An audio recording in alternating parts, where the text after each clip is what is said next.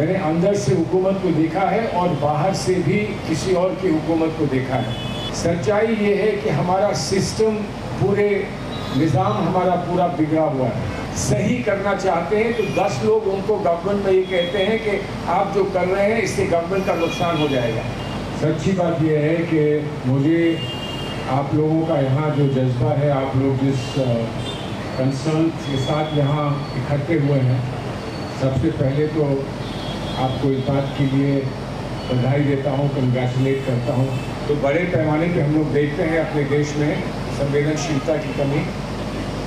उसमें एक टापू तो है, कम से कम कुछ लोग तो हैं जिनके दिल में दर्द है और जो दर्द को पहचानते हैं और किसी और के दर्द को शेयर करने के लिए और उसको दूर करने के लिए जो भी मुमकिन है, जो भी संभव है, उस कोशिश में, उस जस्तुजू में आकर जुड़ते हैं और अपना वक्त निकालते हैं, अपना कीमती समय निकालते हैं और आकर आपस में यहाँ बैठकर कोशिश करते हैं कि हमें कोई रास्ता दिखे। कुछ नहीं तो कम से कम हम लोगों की यहाँ गैदरिंग, हमारी यहाँ मौजूदगी, हमारी बढ़ती हुई संख्या एक संदेश भेजती है, उन लोगों को भेजती है जो हुकूमत में है, सरकार में है, सत्ता में है, कि हम जो चाहें वो हम नहीं कर सकते। इसका ऑपोजिशन है, इसका रेजिस्टेंस है, इसके खिलाफ लोग खड़े हैं और इससे ज़्यादा भी संख्या में लोग खड़े हो सकते हैं। अब ये मैं नहीं कह सकता हूँ कि उन पर क्या असर होगा ये देखकर कि यहाँ इतने लोग इकट्ठे हुए हैं और यहाँ क्या पूरे देश में जगह जगह पर लोग इकट्ठे होते हैं, इसका क्या उन पर असर होगा मैं नहीं कह सकता हूँ। संवेदनशीलता उनमें भी अगर थोड़ी होगी, अगर वो सेल्फ इंटरेस्ट को ही देखेंगे तो वो ये मानेंगे कि हमारा सेल्फ इंटरेस्ट ये कहता है कि कहीं ना कहीं बढ़कर इन लोगों की बात को हमें अकोमोडेट करना चाहिए। लेकिन अगर पार्लियामेंट में हम इस रवैये को नहीं देख रहे हैं, इस तरीके को नहीं देख रहे हैं, तो बड़ा अनलाइकली है कि वो हम आवाम के बीच में जहाँ जहाँ सोशल मूवमेंट्स के लोग बैठे हैं, जहाँ भी वो लोग जिनके दिल में दर्द है वो बैठे हैं, उनकी बात का इन पर कोई असर होगा। मैं एक डिस्क्लोजर करना चाहता हूँ, सच्चाई आपके सामने कहना चाहता हूँ कि यहाँ सब लोग नहीं, कुछ लोग ऐसे होंगे जो हुकूमत में रहे हैं, कुछ नहीं रहे हैं। मैंने अंदर से देखा है हुकूमत को, मैंने अंदर से हुकूमत को देखा है और बाहर से भी किसी और की हुकूमत को देखा है।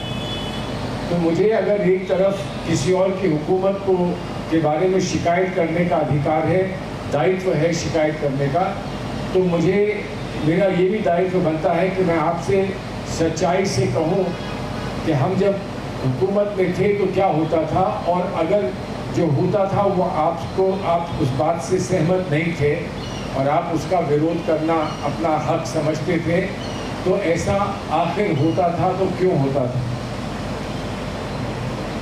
ये ना तो मियाँ कल्पा है, ना तो अपना एक कन्फेशन है, ना ही ये एक कोशिश है कि किसी तरह से इल्ज़ाम मुझ पर ना आए और मुझसे दूर रहे, मैं अपने आप को बचा लूँ ताकि लोगों की नज़र में मैं कहीं से गिल्टी ना लगूँ। सच्चाई ये है कि हमारा सिस्टम, पूरे निज़ाम हमारा पूरा बिगड़ा हुआ है। लोग जीत कर आते हैं, कभी अच्छे लोग जीत के आते हैं, कभी वो लोग जीत के आ जाते हैं जिनको नहीं जीतना चाहिए, और हम ये जानते हैं। और ये बात बहुत पहले से शुरू होती है, हमारी पार्टियों से शुरू होती है। पार्टी में किस किस तरह से कौन कौन आगे बढ़ता है, हर पार्टी में शायद नहीं होगा, लेकिन बहुत सारी जो मेन स्ट्रीम पार्टीज़ हैं जो आपके साथ खड़ा होना चाहेंगी, खड़ी होंगी, और जिनको आप समर्थन देंगे और जिनको आप लाभैक कहेंगे, उन पार्टीज़ में इंटरनल निज़ाम बहुत बिगड़े हुए हैं।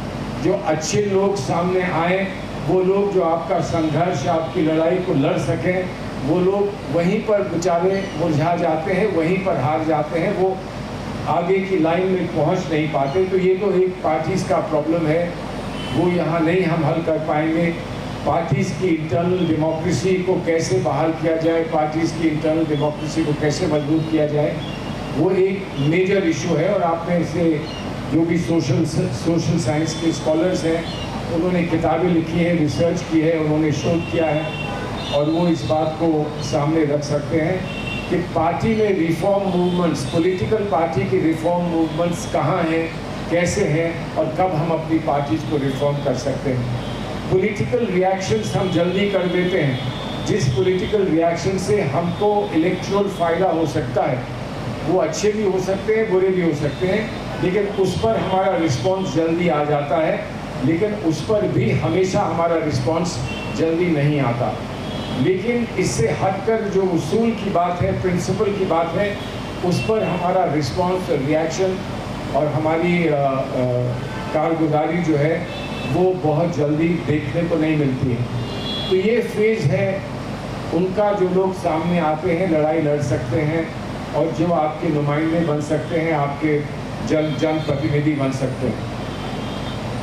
फिर वो लोग होते हैं, उनमें से कुछ चुनकर गवर्नमेंट में आते हैं। तो गवर्नमेंट में चुन के आते हैं, उनका प्लीज़ उनकी कंडीशन समझने की कोशिश कीजिए कि वो सही करना चाहते हैं। तो 10 लोग उनको गवर्नमेंट में ये कहते हैं कि आप जो कर रहे हैं इससे गवर्नमेंट का नुकसान हो जाएगा। आज की गवर्नमेंट में भी ये प्रॉब्लम होगा, हमारी गवर्नमेंट्स में भी ये प्रॉब्लम था, लेकिन इस बात को मैं नहीं समझता हूँ कभी किसी ने आपके सामने ये कहा होगा। मैं एक शख्स को जानता हूँ जो मेरे बचपन में मतलब जब मेरी जवानी थी तो उस वक्त जिसको हम बड़ा एडमायर करते थे, जिसके साथ हम जाया करते थे मीटिंग्स में, वो सेल्फ क्रिटिसिज्म में बहुत उम्दा बात किया करते थे। उनका नाम था राजेश पायलट। मैं नहीं समझता हूँ कि राजेश पायलट की तरह का कोई पॉलिटिशियन हाल में पैदा हुआ है जो सेल्फ क्रिटिकल उतना हो सके जितना कि राजेश पायलट थे।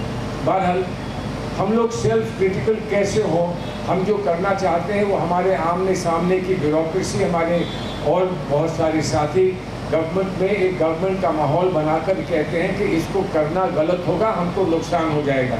हमें क्या नुकसान होगा? आपको नुकसान हो जाएगा, आप गवर्नमेंट से निकाल दिए जाएंगे, आप साइडलाइन कर दिए जाएंगे और आप कहीं नहीं रहेंगे।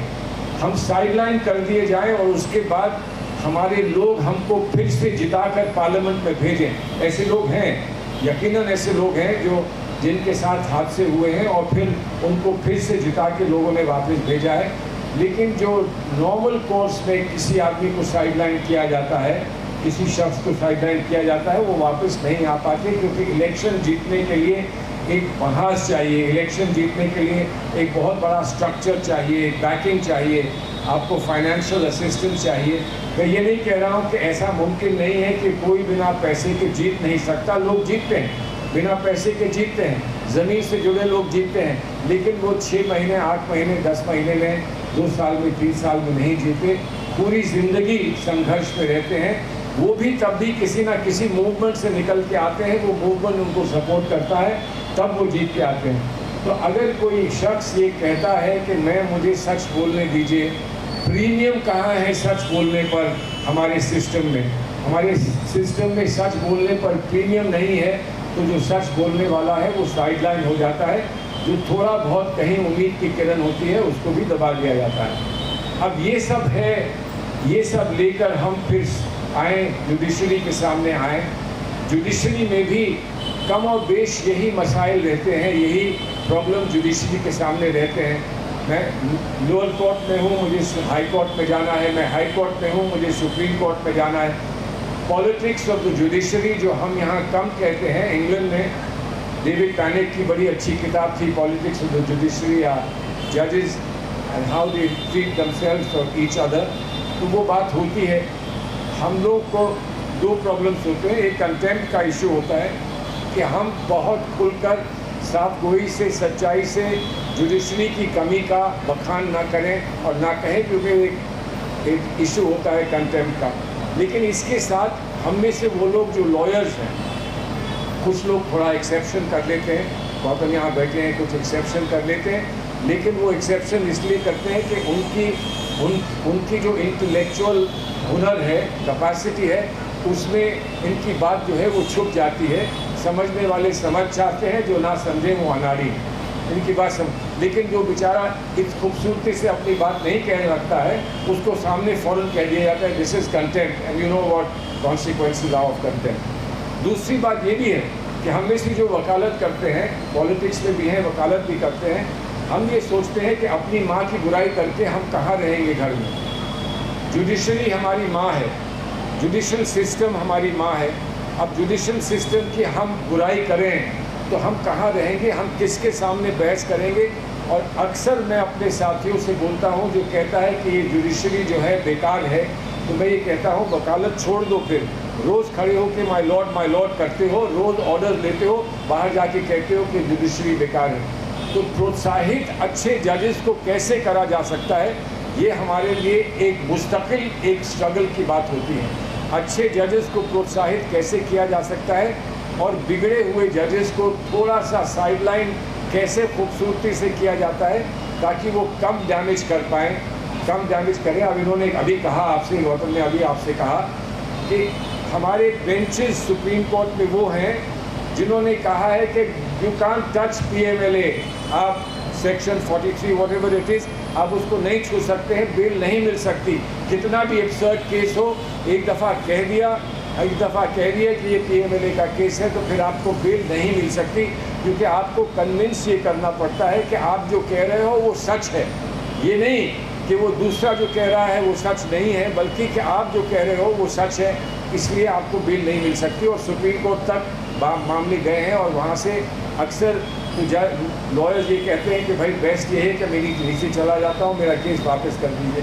लेकिन उसी सुप्रीम कोर्ट ने जिस बात का इन्होंने अभी जिक्र किया था, ये कहा है कि सुप्रीम कोर्ट ने रिलीफ दिया, इसलिए रिलीफ दिया कि बहुत लंबा अरसा हो गया था, ट्रायल नहीं हो रहा था, तो उस पर रिलीफ दिया। लेकिन क्या कहकर रिलीफ दिया? ये कहकर रिलीफ दिया कि जो भी इंजंक्शंस हैं, जो भी एम्बार्गोज हैं रिलीफ देने के, वो एम्बार्गोज हमारे कॉन्स्टिट्यूशनल राइट्स के सामने कुछ नहीं है। यानी कि आर्टिकल 21 जो है must prevail over clear statutory provision that you can't be granted bail in the circumstances in the case is come. तो ऐसे भी जजेस हैं। हम ये ना भूलें कि ये वो सुप्रीम कोर्ट है जिस सुप्रीम कोर्ट में एक जज जो आज किसी और जज का बेटा है और चीफ जस्टिस है, उसने 25 साल पहले का जजमेंट रिवर्स किया था जो उनके फादर ने दिया था, और ये कहा था कि fundamental rights survive to some extent, survive even in an emergency, even with a declaration of emergency. और हेबियस कॉर्पस का केस उस समय का जो था उसको रिवर्स किया है। तो जजेस में अभी उम्मीद है, बहुत उम्मीद है। और जो शिकायतें आ रही हैं, जो शिकायतें हमारे नॉर्थ ईस्ट राइट्स के बारे में आ रही हैं, उसमें बहुत उम्दा जजेस ने बहुत उम्दा जजमेंट दे के लोगों को रिहा किया है, डिस्चार्ज किया है, एक्विट किया है। ये बात भी हम ना भूलें। तो इसलिए सवाल सिर्फ इस बात का है कि हम अपने इंटायर सिस्टम में रिफॉर्म को कैसे कैसे कर सकते हैं और उसके लिए कंसिस्टेंटली और स्टेडफास्टली हम लोग कोशिश और जस्तजू कैसे कर सकते हैं, इस पर हम गौर करें। कभी भी कोई आवाज़ उठाए तो वो अकेला ना पड़े, सिर्फ सेलिब्रेटेड केसेस को हम ले लें और अनसेलिब्रेटेड केसेस को भूल जाए, जो कि नॉर्मली इजीली हो जाता है। तो उसको कैसे किया जाए, कैसे हम अलर्ट रहें, कैसे हम मामले को आगे बढ़ाएं, अपने सिस्टम से ना उम्मीद ना हो। और ये हम याद रखें, ना उम्मीद तो सही, ना कामयाब, ना उम्मीद नहीं मैं ना कामयाब ही तो हूँ, लंबी है गम की शाम लेकिन शाम ही तो है। इस बात को हम याद रखें। The future will be brighter, the future must be brighter, must have greater liberty for our people. मैं अपनी तरफ से, चाहे मैं अदना सा एक सिंगल माइनॉरिटी में भी हूँ, मैं ये मानता हूँ कि हमें ये कहना है कि हमको लिबर्टी को ग्रेटर प्रेफरेंस अपनी सोसाइटी में देना है। हम पॉलिटिकल पार्टीज़ को अपने मैनिफेस्टो में ये कहना है, liberty will prevail, liberty will the first things. हम इंश्योर करेंगे कि हमारे सिस्टम में हमें मेहनत ज़्यादा करनी पड़े to do enforcement of the laws of the land, but we won't do it by taking shelter behind limited liberty provisions. Liberty to the maximum is what we should give. और फिर सच्ची बात आखिर में ये भी है, बहुत सारे लोग जिनको हम लोग सज़ा देना चाहते हैं, डिज़र्व दैट सज़ा। कितनी सज़ा वो डिज़र्व करते हैं वो अलग बात है, लेकिन हम ये अक्सर भूल जाते हैं, अपने सिस्टम में the right to do the wrong thing. गलती करना भी इंसानी फितरत होती है। अगर गलती की है तो एक मौका रिफॉर्म का यकीनन होना चाहिए। We should certainly work towards reform, और हर गलती को गलती ना माने, कुछ गलतियों का अधिकार भी होना चाहिए, otherwise the system can not gate justice again. Thank you very much.